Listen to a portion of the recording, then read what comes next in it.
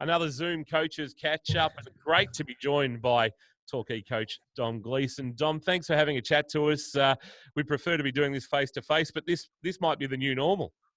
Absolutely. No, thanks for having me, King. I was watching a couple of episodes when you gave me a call.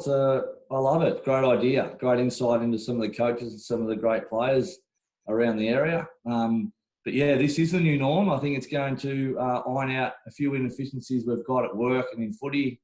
And I look forward to that. I think there's nothing like a bit of face-to-face, King. I'd love to be in the studio with you. Or you come down to Torquay maybe. But happy to come down to Torquay anytime. Beautiful day down here today. But yeah, no, thanks for having me, mate. Absolutely. You talk about those new efficiencies. What do you think is going to be the greatest benefit out of this ability to use technology better than we've used it before?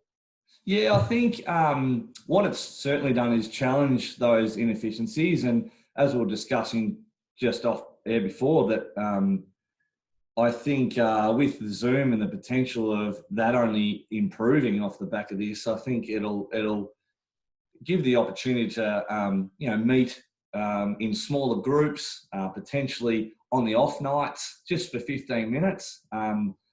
The players, often are working 9 to 5 or even longer. Some can't even make it to training due to travel commitments and work commitments. So I think this is going to create better communication. But in saying that, it's always been here. This is just forced upon us. So I look forward to what it's got to bring, and I'm going to challenge our coaching staff to really utilise it. And that can be from, I'm as well coaching the under-19s. We'll hopefully coach the under-9s this year with my little lads' first year of footy, and they've got an app that you can upload skills and drills to, and I feel like that's almost more advanced than I had it when I was a senior player at another level. It's unbelievable what we've unearthed over the last probably 6 weeks. Yep, and I suppose for that, you talk about your young fella, that generation. This is going to be normal for them. They're not going to know any different.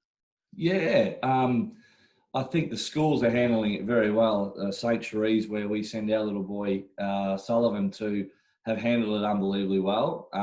We're fortunate. I've got a teacher in the house. My wife's a school teacher, so it is a new norm for him. But in saying that, he's not watching the footy. He's not at footy training or coming to games at the moment. So that absolute need to kick the footy every waking minute of every day is actually leaving him. So I'm a little bit sad. I need to touch the footy too, mate. But I've got no one to kick with at the moment because he's seeing Lego challenges on TV and whatnot, and wants to do that. So I've got to try and drag him outside. I think tonight might be the chance.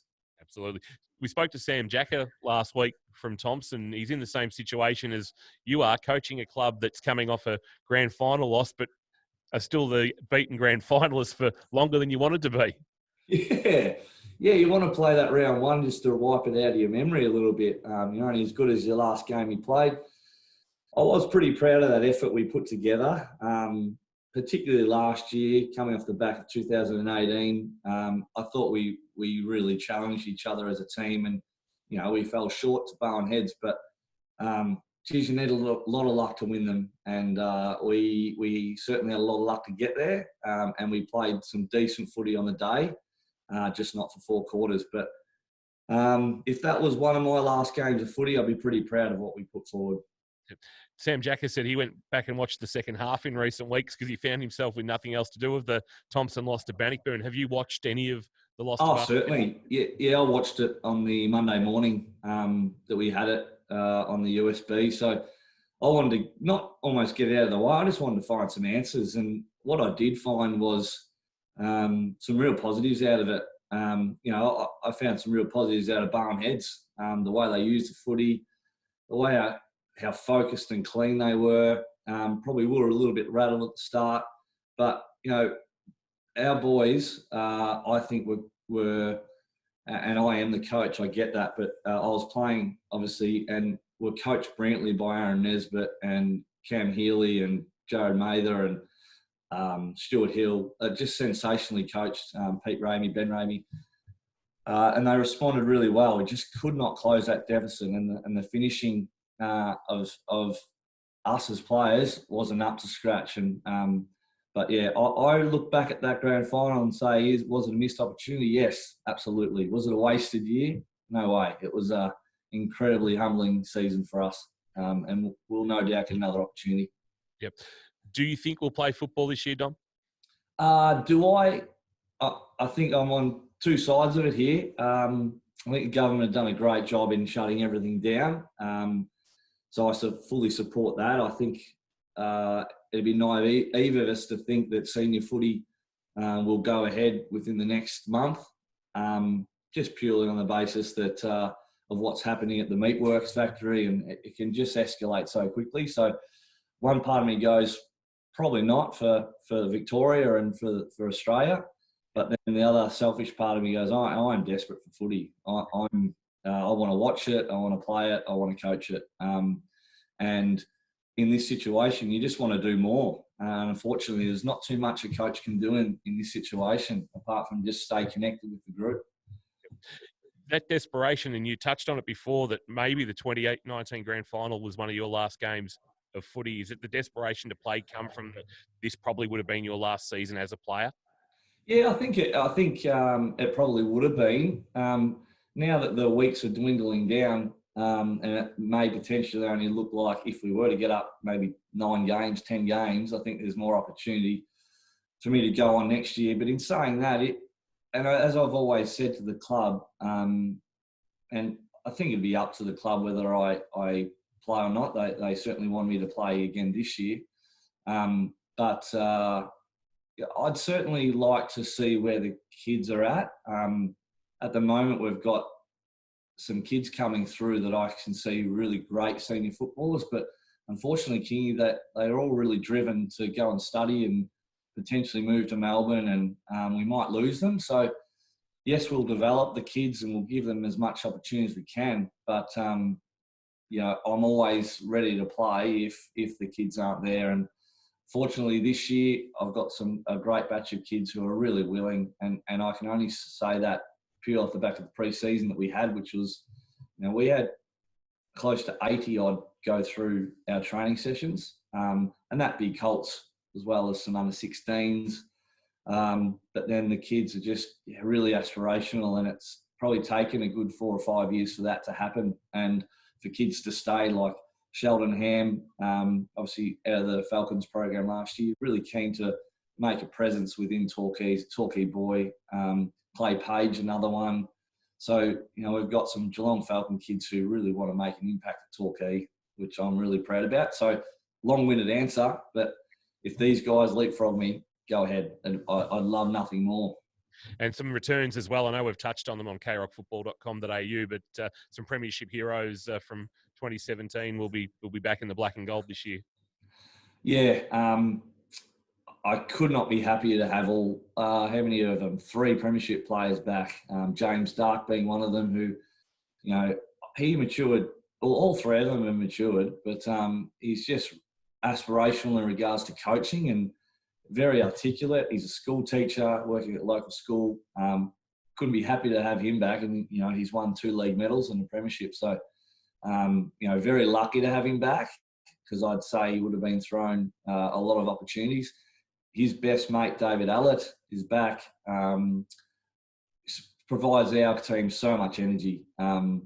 So in regards to leadership, he's so important to us on and off the field. And we talk about connection at the moment and keeping the group together in this period. He's done that. He's had, we've had quizzes. We've had Friday night drinks. He's doing everything he can because he needs it, but he just wants the boys to be really close. And then obviously Max Hurley's back from his travels around Australia, and I haven't seen anyone work as hard as what Max has done over the last 6 months since he got back. He was actually back grand final day, and he wants to make amends for us.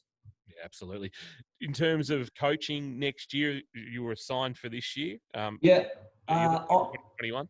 Yeah, I'm fully committed. I think I can't give a definitive answer. Do I want to coach? I've got a real passion for coaching. I've got a really a real passion, strong passion for coaching at Torquay Footy Club. There's going to be an end. There's no doubt. It's been a great journey, but there's been no talks. I can see if we don't play any footy this year, I feel almost obligated to continue. But obviously that has to be spoken with to the press and everything like that. But I haven't heard otherwise. And I'm fully focused on, this year. And then, discussions will probably have to start soon, Kingy, I suppose. But yeah, I'm really keen to keep coaching. But it's what's best for Torquay. Yep. Are you keen to coach higher? Well, with the current climate, no. The job security is what I'm hearing is a bit concerning. I worry that your job security rests on the back of one person. That being the senior coach. If it was at AFL level, I probably went straight to AFL level. TAC Cup levels, most certainly. I feel like I can relate really well to kids. It feels like yesterday that I was playing for the John Falcons himself. Yep. And VFL level, I think my heart will always lie pretty close with the VFL, particularly Werribee, where I spent most of my time in Geelong. So to answer your question, yeah, I do, but I'd probably worry about job security. If it was a full-time job, I probably wouldn't. I love my job where I'm currently at Cotton On, and we've got a great opportunity there that I want to pursue. Yep. You played the Falcons flag in 2000, didn't you? Yeah, I did. Yeah, very fortunate to play in that one. Unbelievable team we put together. All Nicky Turner and Damien Christensen put together. Only 2 were recruited out of that year, but sensational year. Look back on it very fondly, and it's funny, a few of us still remain in contact, whether it be through social media. And I was cleaning up my garage the other day and I found a photo of that year, and I just flicked it around to a couple of the guys with some great responses. So yeah. 20-year reunion? Are you having one? It's up to Mick Turner. I hope so. We didn't really have a 10-year reunion, but I'd love to have a 20-year reunion and see where everyone's at. But yeah, that was, I look back on that year very fondly. I know the 92 boys, I think, had a 21-year reunion of winning the first TNT Cup flag. So we might be forced into that 20. Maybe that becomes a Falcons tradition. So the boys that won it in 2017, their reunion will be 2038. Yes. Time flies. I remember watching that grand final. I was in my first radio job. I was in Tamworth. I remember watching. Oh, right. It played, I think it was first weekend of September. It was an Olympic year and was a shortened season, wasn't it? Yeah, it was. Back then it was the curtain raiser to the AFL. It wasn't the greatest of AFL grand finals. A lot of our my teammates sold their tickets and made a fair bit of money on the back of that. And I was a footy nut back then, so I stayed and watched probably the worst grand final of all time. The only highlight was Michael Long ironing out Simmons, wasn't it? So what was it? It was Melbourne versus Essendon. Yeah. I think. Oh, there was no highlights. I can't remember one highlight. Yeah. Essendon were the dominant team that year. We've had discussions with coaches about how long you're going to need if the season does get underway, Dom, in terms of preparing your boys and getting them back together. And we suspect that the starting point's going to be groups of 10 to train together, and that's what you'll be allowed. But how long will you need before, I suppose, as a group to be right to go for what will be round one? Yeah, I think local level, I don't think we can be too picky. I think if we get this season underway, I think a lot of guys, if we were to say we'll play tomorrow, would play. I do worry about probably the injuries that could probably occur just through not training and doing the fundamentals as much as what we should have been doing. I'd like to say 2 weeks. I think 2 weeks is probably sufficient enough. But in saying that, let's just get it started when we're able to, and let us deal with that. And there'll be certain ideas around the length of the quarters just to prevent injuries. I think that'd be a good idea as well. Maybe a couple more on the bench. I don't know, but they're just a couple of ideas that come to mind that maybe may help us get through the season very early days. Yeah, absolutely. And happy to play into October. That seems to be the feeling now that cricket might relent and give October up. Yeah, I think that'd be great if cricket do that. I think there's enough pressure around finding grounds in the pre-season. So if cricket were to give us a bit of time, I think everyone's hurt by what's happened. I think one way or another someone's been affected. So if cricket could step aside and let us play out our season, that'd be unbelievable. And I think if you chatting to the Torquay Cricket Club, I think they'd be more than willing to do that for us. Yeah, absolutely. Dom, always great to catch up and talk footy with you. Doing it in different circumstances, but as you said, this might become the new norm. I don't have to trek down the highway to Torquay to chat to you. I can send you a login link, and you can press that and up your boom on the screen. It'd be fantastic, fantastic to catch up with you in person, and probably have a sneaky one maybe down on the Esplanade at Torquay. But Yeah. I'm sure we'll do that eventually once we're allowed to.